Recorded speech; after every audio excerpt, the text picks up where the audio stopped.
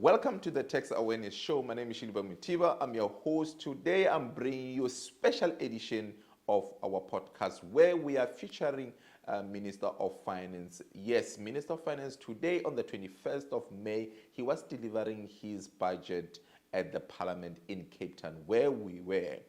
In this segment, you're going to see Minister of Finance highlighting through the interview that we had with him after his presentation. He's going to take us through what are some of the key highlights within the budget, whether his budget is actually prepared enough or has elements that are going to support economic growth. And that's what you need to listen immediately after this. But also, after a minister's interview with us, you are going to see some of the interview that we had with some political parties. What are their takes when it comes to the budget by the Minister of Finance? Have a listen. Thank you for this opportunity. Maybe speaking to our taxpayers, what would you say are the key highlights from the budget? The key highlights from the budget are the following. Is that when we started in February 19, we didn't increase any other tax other than that. Correct. Because we wanted to achieve key social objectives, in particular to deal with the challenges people facing in public hospitals. Correct. Those who don't have medical aids who are forced to go to public hospitals, the conditions are appalling. Schools that are public schools, conditions are appalling. We're losing teachers and so on and so on. Correct. That's where we wanted to put the money. We've done that, but not to the full extent we would have wanted with the previous budget. Yes. That's what the budget largely is about. Yeah. But someone can ask, Minister, to say, maybe let's go back to the whole consultative processes. Yeah. We saw ourselves taking 3 times to pass to table this. Now is the third budget being tabled. What have you learned through this process? Let me just say, part of the process, I've learned a lot because we're used to table a budget in an environment where one party dominates the system, in which case you didn't have to have major consultation with other political parties. In this case, you need to do that, but you need to do it fairly early, which we did not do fairly early. But another dilemma is that the political parties, faced with the change, the budget they've got to amend, they've never had the experience. Yeah. They themselves couldn't follow the rules in the amendment. As a result, they themselves messed it up and ended up carrying the kind of load. Yeah. Whereas they never followed even in the amendment. They themselves do not know how to do it. So, but speaking of this budget, Minister, some people are arguing that it's probably an austerity budget, which you are saying is not. And also speaking on areas where you're thinking that this budget will support economic growth. Can you just highlight within this budget, which areas do you think are supporting the economic growth? Let me just say, an austerity budget, first and foremost, has got to do with reductions, first and foremost. That's what you call austerity.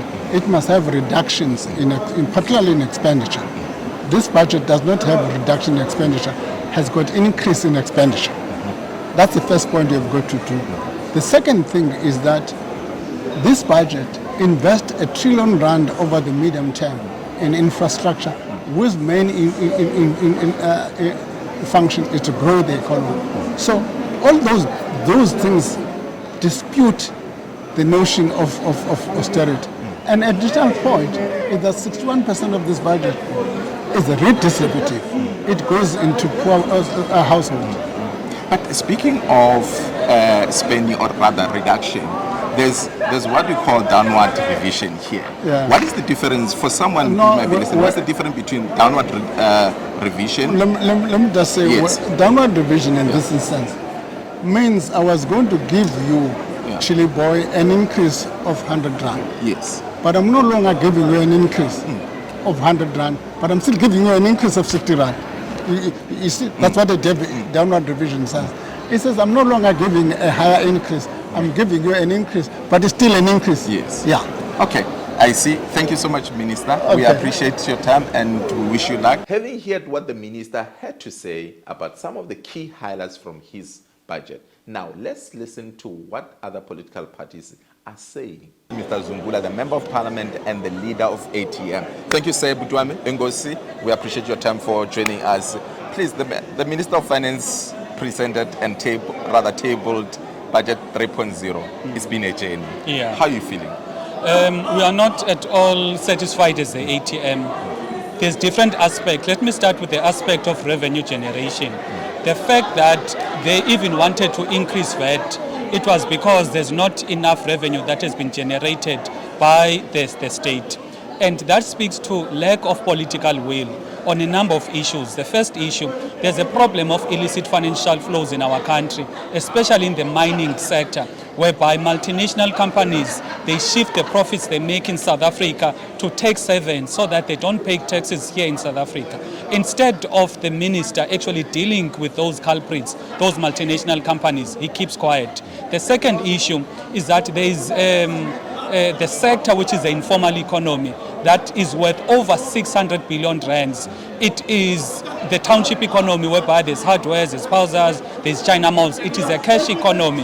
It is largely dominated by foreigners who are coming from Pakistan, from Bangladesh, from China.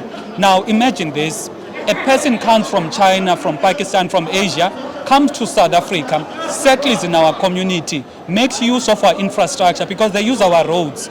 If they are sick, they use our hospitals. If there's any security issue, they use our police services. And they make so much money, which they send back home to their respective countries, which eventually drains our GDP.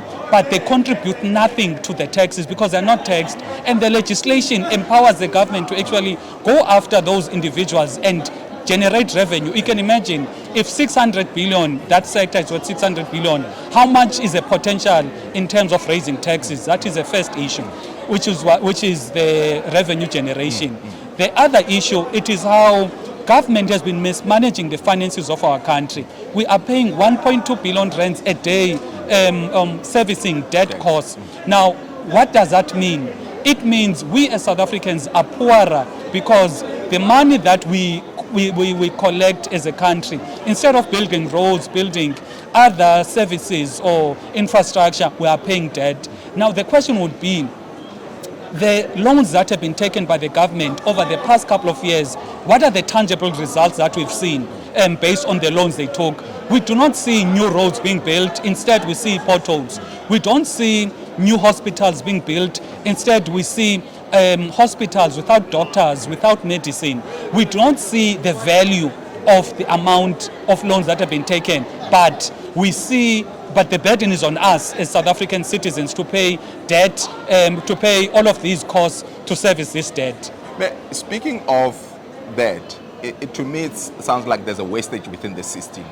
There's inefficiencies within the system. There's money as well. We keep allocating money into the education, health, and you can name them, but you don't see the results. What you're saying, you don't see the real impact of those money that have been allocated to those functions. What's your take? What's going on? Where are these inefficiencies and what needs to be done in order to remove these inefficiencies? Firstly, there's a culture of corruption. You know, corruption is synonymous with the ANC. You can never talk corruption in our country without saying ANC. You can never say ANC without saying corruption. Each and every initiative whereby there's public money that has been spent or that will be spent, there is the real possibility. In fact, it's not even a possibility. It is a given. Bulk of that money will be mismanaged by the ANC. That is the root cause of the problem. Therefore, you can never talk about correcting the corruption and the mismanagement of the finances of our country, and you don't talk about removing the ANC. Because if you want to truly, and removing the ANC is not only to remove the ANC in terms of the political deployments, but also remove the officials that are so embedded in the culture of the ANC of corruption, the culture whereby there's no government program that can move without any form of corruption. So that is what we are saying as a proposal. Secondly, there needs to be proper punishments on the people that are mismanaging the public finances. Every year the Auditor General will give us results as to this is how much irregular wasteful expenditure. But not even once do we ever hear that these people have been arrested because they misused the public funds. Instead, you are going to have a person that commits corruption in one municipality, the ANC is going to move him in another municipality. If he messed up in a provincial level, it's going to be moved to be a backbencher in parliament. If he messes up as a minister in parliament, he's going to be made an ambassador. The entire political system of the ANC is there to reward the people that are mismanaging the finances of our country. You earlier on you spoke of illicit flows, and that is the function, that is the tax administration, that is the function of SARS. We've seen SARS being given additional 7.5 billion over medium term.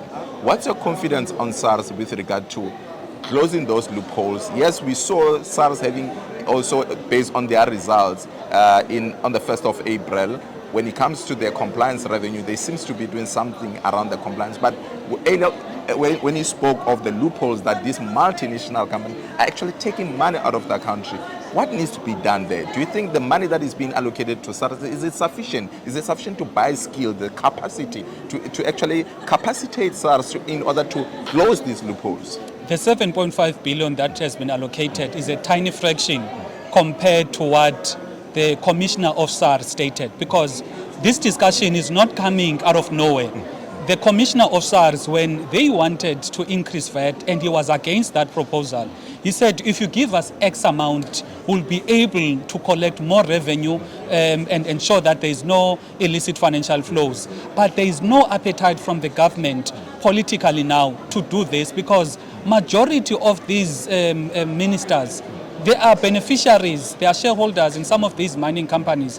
The president and his siblings or his family are beneficiaries of the mining industry. So there is no way in which they can actually fund any program that will reduce their bottom line, because if they properly equip the state, SARS in this context, to go after illicit financial flows, it is their pockets, their own pockets, that will be hurt. So as long as the ANC is in power, we can forget about correcting some of the problem, because the ANC and their corruption and whatever wrongdoings that happen in society, the ANC and its people are so embedded in that to an extent whereby you cannot want, for example, to say you want to correct the issue of drug dealing without removing the ANC, because ANC leaders are part of that. You can't say you want to correct the issue of illicit financial flows because the ANC leaders are part owners of these mining companies. You won't want to correct. You won't be able to have capacity to correct any of the problems that we face in society as long as the ANC is in power, because of how much they've been embedded in each and every single item that is wrong in our country. Earlier on, you mentioned about additional 2 points that when you reflected on the budget. Let me allow you to actually share with us additional reflection on the budget that has been tabled today. Yeah, so firstly, we welcome the fact that there's an appetite to go after the illicit trade in tobacco. It is something that, if the SARS does effectively go after those companies, because each and every day or week we hear about people that are entering the country, especially from Zimbabwe, with cartons of tobacco that are going to be sold in the black market. We don't know the health implications of these products. And at the same time, should any person get sick from utilizing those tobacco products, they will go to any public hospital to the and use our resources, but there's no real value. So in a nutshell, we view this budget as a compromise budget, because the minister desperately wanted a budget that will be accepted by parties on the left and parties on the right and parties at the center. It is not a budget that will significantly address the concerns and the problems of South African citizens. And if you're to ask yourself a question, when the ANC had a majority of over 50%, what exactly did they do fundamentally to correct the financial status of our country? They failed, because if they did not fail, would not see an increase in debt to GDP ratio, would not see an economy that is struggling to grow, would not see an economy that is not creating jobs. Now, in a context of an ANC working in a GNU that is premised on compromise, that is anchored on rent-seeking, whereby there's going to be the allocation of ministerial positions to make them happy, and none of those parties in the GNU actually have the appetite to say this is not going to be this is not going to benefit South African citizens. You saw how they handled the VAT issue. Majority of the parties, when they speak in rallies, they say they are pro-South African citizens, they are pro-poor, but in practice, they vote for a VAT increase that will make South Africans more poorer. The reason why it is because when they are in government, their only concern is them and the benefits they get as the ministers. They've got nothing, to offer majority of South African Maybe citizens. in closing, Mr. Zumbula, we are at budget 3.0, and there have been views that there was never enough consultative process towards budget 1.0. What's your take on this thing? Do you think National Treasury needs to start looking into more broader consultative processes? Because there's also views from civil society, there's other different stakeholders that feel that they were actually overlooked when it comes to these budgeting processes. The budgeting process starts as early as August, September, before a budget is eventually tabled in July. The issue is not the issue of consultation, it is the structure of National Treasury, which is the key vehicle that does the budgeting process. The structure of National Treasury is not centered around getting views from ordinary citizens, from civil society organizations. It is there to continue an economic policy and ensure that the manner in which the economy is structured and the economic policy remains. It is not going to listen to views that will seek to fundamentally transform the economy because it is not in their interest. So it can consult as widely as possible, but it will be just an exercise of ticking the box. It will not be an exercise that will go towards an extent whereby real changes are made in the structure and the components of National Treasury for the benefit of ordinary citizens. So that is what is the root cause. It is the manner in which National Treasury it is configured, their economic outlook, and how their mandate. It is only to ensure that the economic policies that have not worked ever since we've had this democracy that have not worked. Theirs too is to make sure that those economic policies remain. Thank you so much, Mr. Zuma. I'm with the leader of Build One South Africa. Ndate, my man. Thank you so much for joining us. What's your first impression with the today budget? Look, like most things in life, the budget has both got the good, the bad, and the ugly. The good is that there are no tax increases.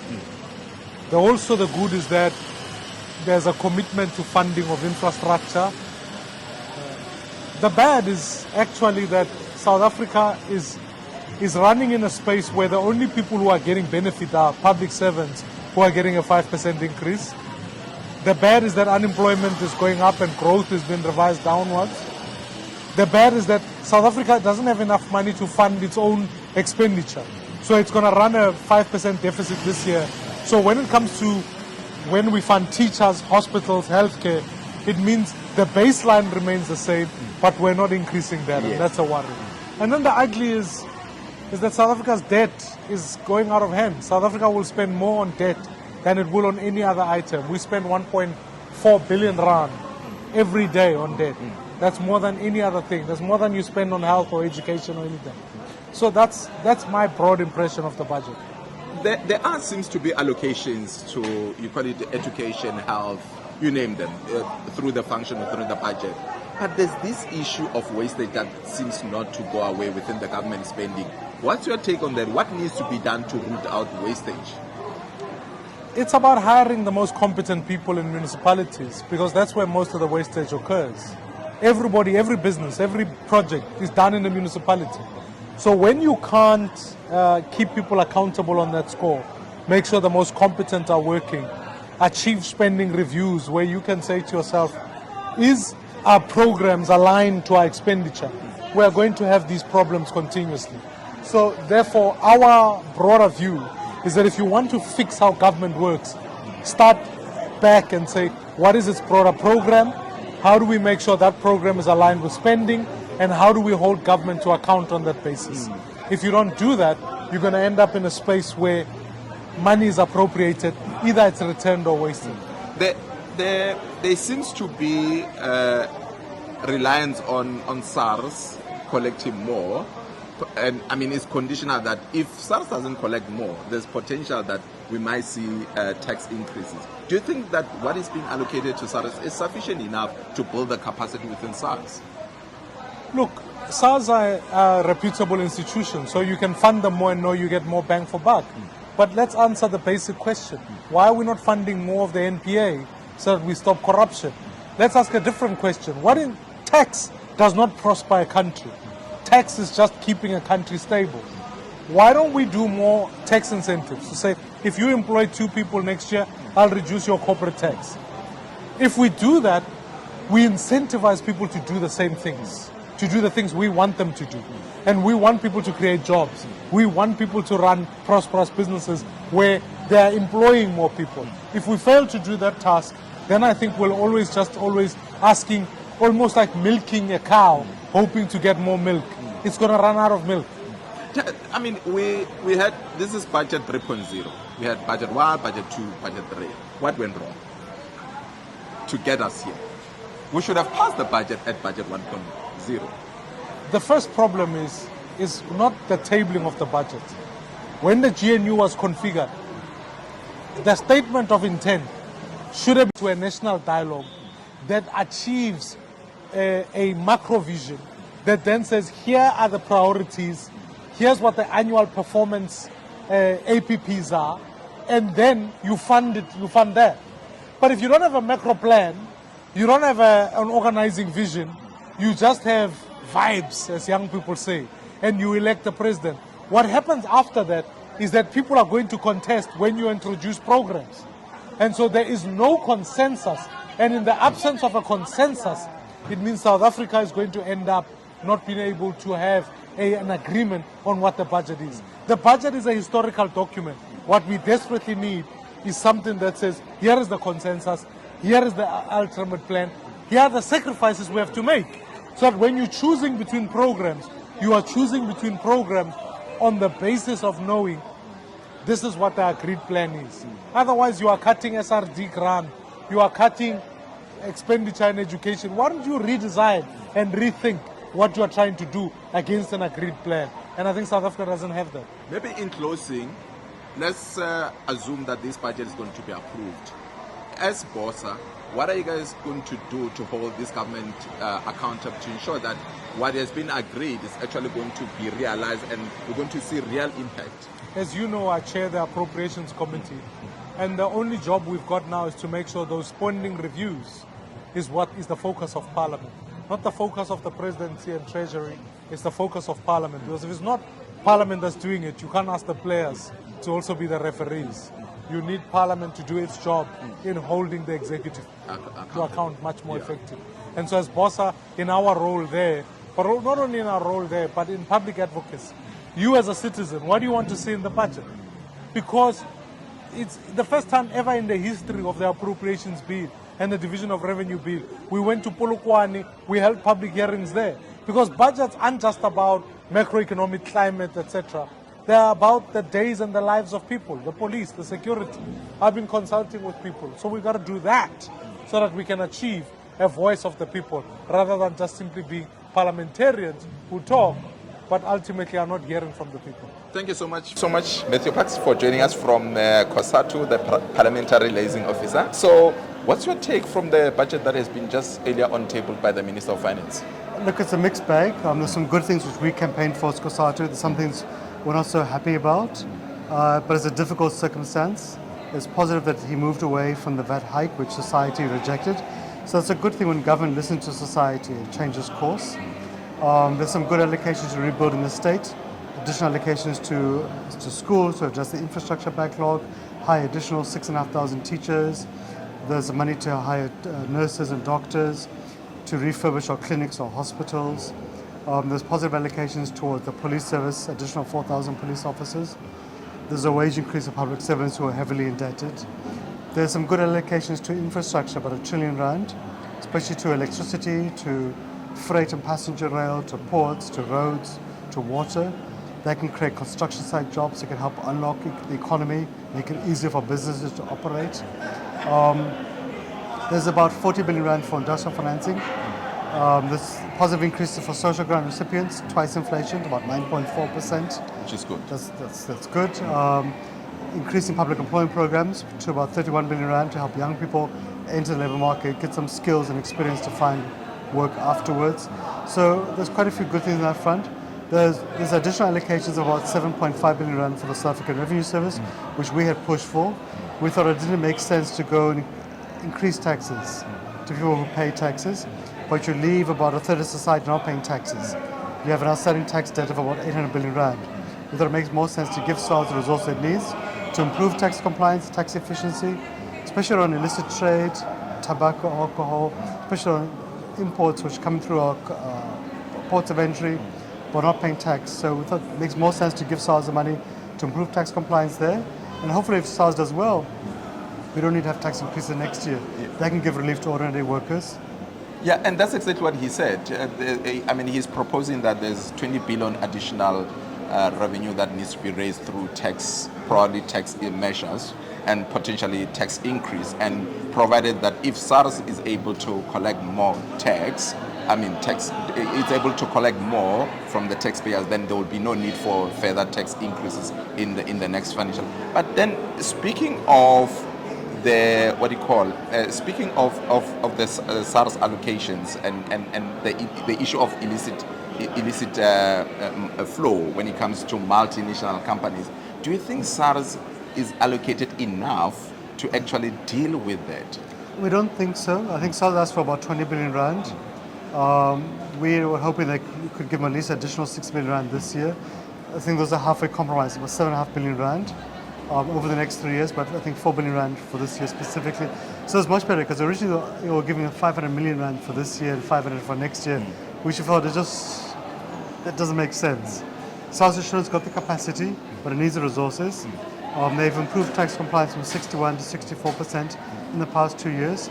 They've hired an additional 500 staff, invested in the infrastructure capacity, but they said they need specifically to have skilled forensic auditors, lawyers, tax experts, but also to invest in the AI and IT capacity.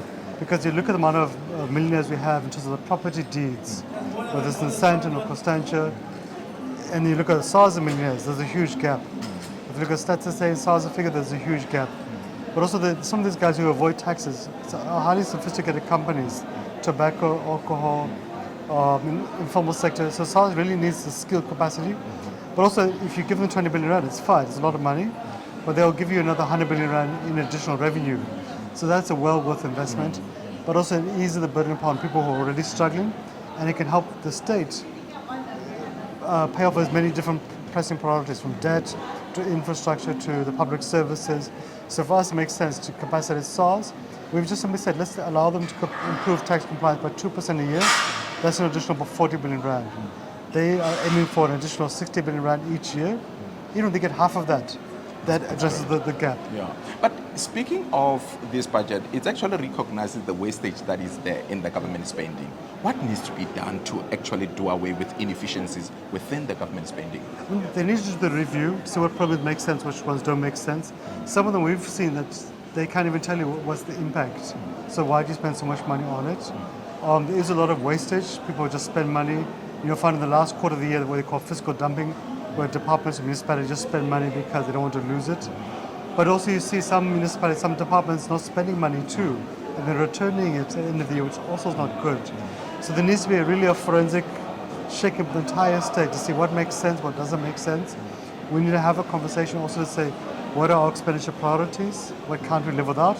What can we live without? What are the acceptable revenue options to fund it, and what are those which we can't accept? So we should have that discussion now. What's the part and parcel of the budget? And as we head towards the medium-term budget statement in October and the February budget speech, we need to really have a discussion about what should the budget look like. But do you think it's a matter of discussion? Because from the reports or from this budget, it has been highlighted that the spending review was done since 2000, if I'm not mistaken, or 2013, somewhere there. It's decades of discussion, decades of identifying things. They need execution. There's an element of execution that needs to be done in order to root out all this wastage within the government spending. No, they do, and even in the spending review, it only covered about a third of the state budget. So we need to do the whole state. But also they said in that spending review they've identified about 30 billion rand of money that they could do without. That they could do the same thing but more efficiently. So also ask the question, why haven't they done that? Yeah. So when we're in a fiscal crisis, you need to be question every single rand and cent you spend. Yes, correct. We shouldn't just accept the status quo because it's there. And there is a lot of wastage in the state. You can see it all the time. It didn't make sense in the first budget they spent about 2.5 million rand for treasury on the budget speech. Why should you spend that kind of money? Maybe a few thousand rand on some dinners. And It that's shouldn't be a couple of million. It doesn't make sense. maybe in closing, let's look at the issue of budget 3.0. It took us 3 budgets. We are hoping that this is the last one. We are all exhausted. We need to move on. There's too much uncertainty about this whole thing. Why 3 budgets? Do you think there wasn't enough consultative process that was done? No, there wasn't, and also there was a shift. Treasuries used to, for these 31 years to just decide the budget and just simply announce it in Parliament, not even allow ministers to really debate it. So that's over. The ANC, I think, also had not really interrogated budgets over the years. And now the ANC doesn't have a majority, now it needs to be able to negotiate with other parties.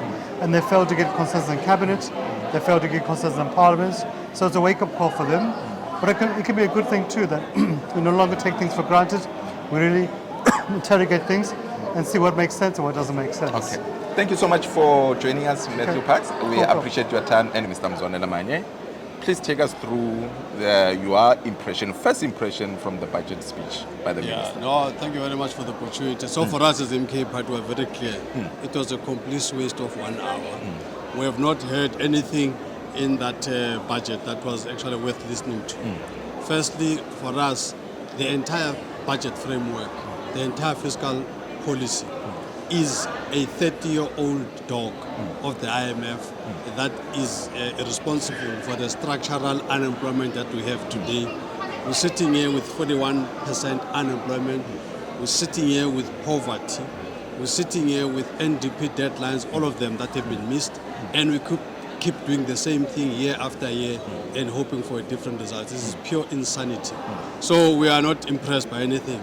I mean, if you go to the details, number one, Kotongana is almost like expressing anger by saying that because he didn't get his increase, his VAT increase, his cruel VAT increase, because he couldn't get his cruel VAT increase. Now it means the poor must pay the price for that. And the price for the poor is twofold. One, the foodstuff that were otherwise going to be zero rated is throwing a tantrum and saying, I'm removing all that zero rating. So it means the poor people will face inflationary prices on the most basics of the foodstuffs. That's what's going to happen firstly. Secondly, he has now said also, I'm going to increase the fuel levy. So in other words, the cost of transport will shoot up with the fuel levy having gone up. So indeed, this is an anti-poor budget. This is a budget for the elite. This is budget for the rich.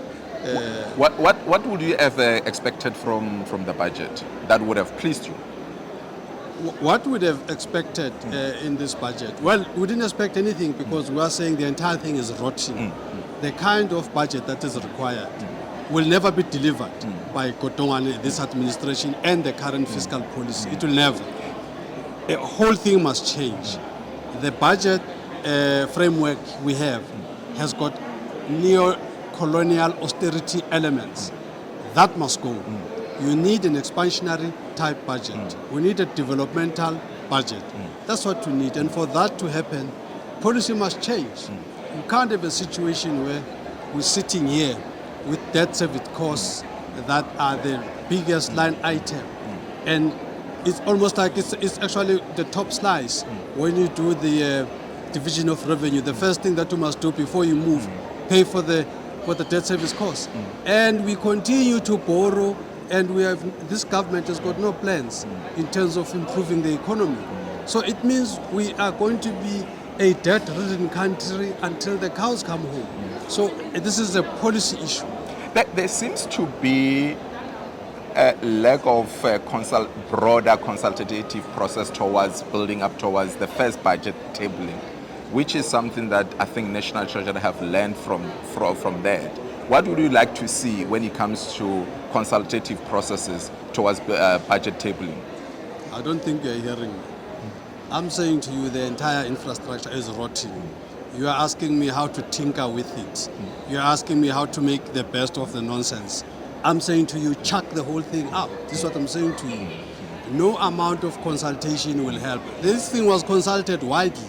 People have told him, 99% of the people in the previous budget 2.0 told him that this is not going to work, this is not going to work. They don't listen, these people.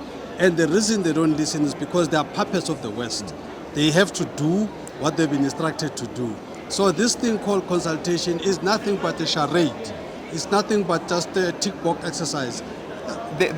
Building up towards this budget 3.0, there were other submissions that were done to National Treasury by other different political parties. From your political parties, what have you guys submitted to? It was a simple thing. Yeah. We tried to work within this rotten framework. We said to him, the little money that you have, give it to SARS. SARS is ready to go and rake out 800 billion. They are on record on this. We said, go to the introduce 1% wealth tax. That will close the budget overnight. We said to him, increase the corporate tax. Corporates have been paying a very low tax under the guise of trying to create employment. They have not done either. So instead of carrying on with the 27%, increase that. Those were the definite sources of revenue.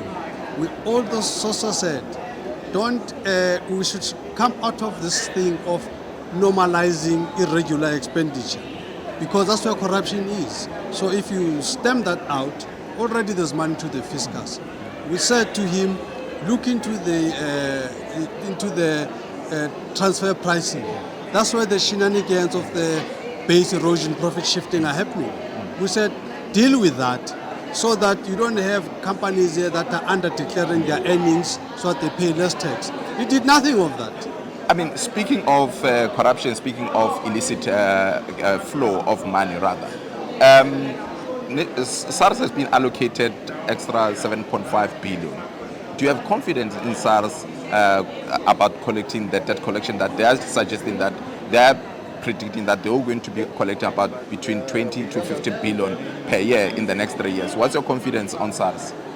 No, we have confidence in SARS. SARS has been doing pretty well and all that. So we don't know the final details and the conditions and the tranches and all of that. So we don't know that detail as yet.